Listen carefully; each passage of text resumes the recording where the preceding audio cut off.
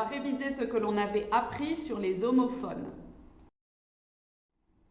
Les homophones, ce sont des mots qui se prononcent de la même façon, mais qui ne s'écrivent pas pareil.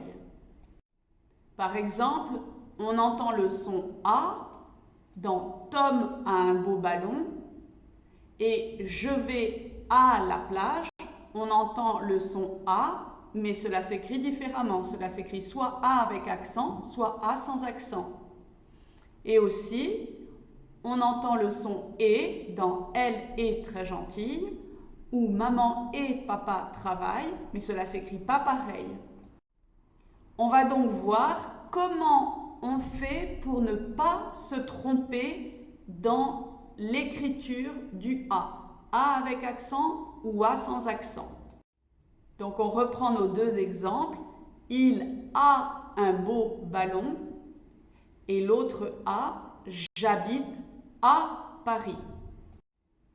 Quand on écrit le A sans accent, c'est le verbe avoir au présent. Il, elle, on, a. Et le A avec accent, on l'écrit souvent après un verbe dans une phrase et il indique une personne ou un lieu, un endroit. Par exemple, j'habite à Paris, on met un accent parce que Paris, c'est un lieu.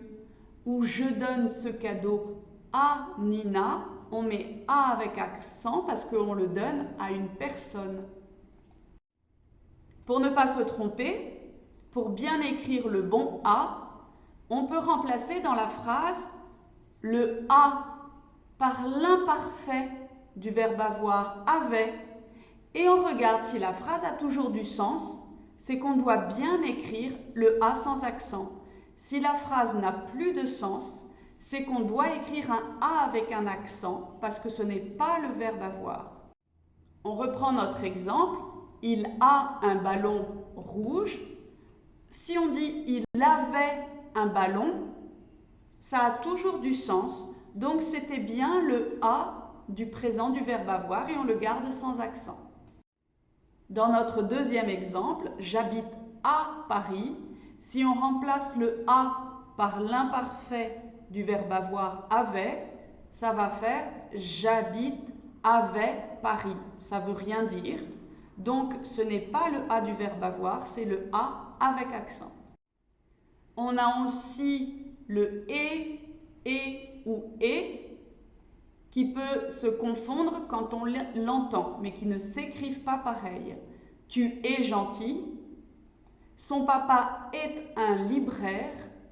Papa et maman travaillent. On a trois façons différentes d'écrire le son « et ». Alors, comment va-t-on faire pour ne pas se tromper dans l'écriture du mot « et » ? On a d'abord « EES » ou « EEST ». Ce sont les conjugaisons du verbe être au présent. Tu es, il, elle, on, est. Alors que EET, ce n'est pas un verbe, c'est un mot que l'on peut aussi remplacer par et aussi dans la phrase. Papa et maman travaillent, papa et aussi maman travaille. Donc on sait qu'on doit l'écrire ET. Et comme on a fait avec le A du verbe avoir, on peut aussi vérifier en mettant à l'imparfait. Si on écrit était à la place de et dans la phrase, on peut vérifier si ça a toujours du sens ou pas.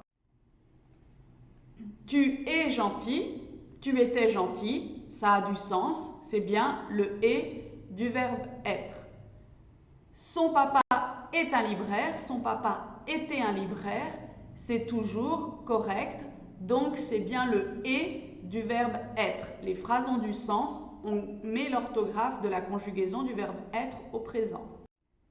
Dans l'exemple papa et maman travaillent, si on remplace et par était, cela donnera papa était maman travaille. Cela n'a pas de sens, donc on sait que l'on doit écrire le mot ET. Ce n'est pas le verbe être. On vient donc de voir comment écrire correctement les homophones A sans accent, A avec accent, et les homophones ES, EST ou EET.